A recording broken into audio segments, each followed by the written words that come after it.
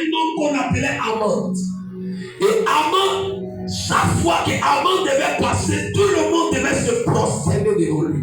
Mais la Bible précise que Mardochée refusait de se prosterner. Pourquoi? Parce que dans l'éducation de Mardochée, la seule personne vers qui il doit se prosterner, c'est l'Éternel. Alors, ces choses-là élevaient Aman. Alors Aman a décidé de créer ce qu'on appelle une amaille et convoquer et détruire les Juifs à cause d'une seule personne. Et la Bible précise qu'il y a eu même un décret qui a été signé. Et quand ce décret a été signé, ce décret devait s'appliquer à qui?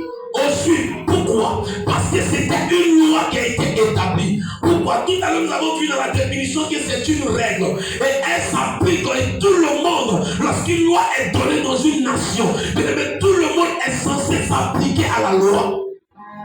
On a pour habitude de dire dans nos salons que nul est au-dessus de la loi. Est-ce qu'on peut aller? Nul est... Ah, je ris parce que quelque chose va changer dans ta vie au nom de Jésus. Nul est au-dessus de la loi. Que tu sois ministre, que tu sois président, que tu sois dans une nation, quand une loi est établie, tu es censé te plier à ce que la loi dit. Alléluia. Amen.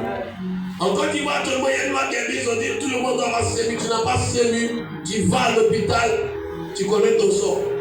Actuellement, j'ai reçu une information. Si tu dois voyager et que tu as un enfant, l'enfant n'a encore. J'ai dit sa pièce maintenant pour aller, c'est SEMU.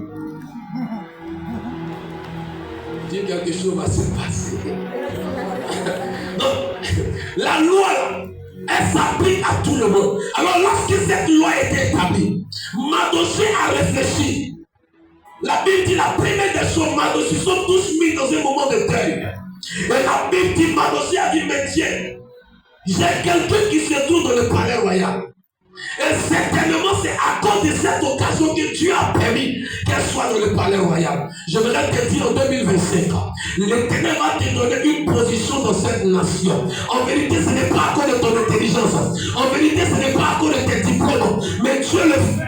Pour que lorsque des gens vont se lever contre l'église, Dieu va t'emmener à défendre l'église. C'est pourquoi maintenant à l'église, nous allons trouver des députés, nous allons avoir des ministres, nous allons même avoir des présidents, nous allons avoir des maires. Parce que quand des choses vont être votées, ces personnes seront capables de se lever et dire l'église, on ne touche pas à l'église. On ne touche pas à l'église.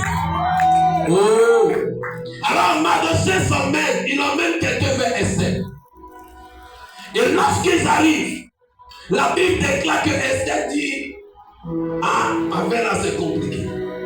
Nous avons dit, Esther pensait qu'elle était sauvée.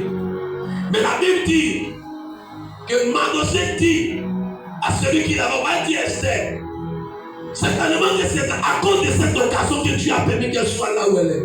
Maintenant, si elle ne veut pas, le secours viendra d'ailleurs. Mais elle et sa famille et sa maison, ils vont périr. Esther s'est sentie concernée.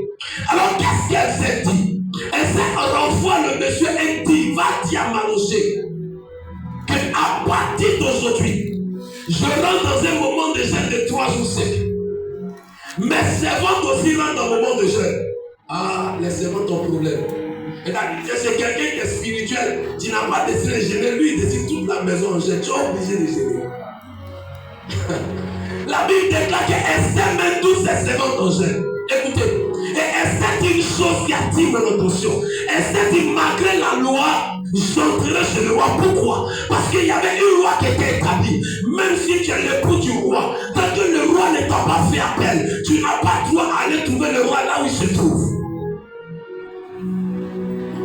Quiconque qui s'aventurait à cela était sanctionné par la mort. Tant que le roi n'a pas attendu le pardon qu'il a en main, on considère que le roi a décidé que tu meurs.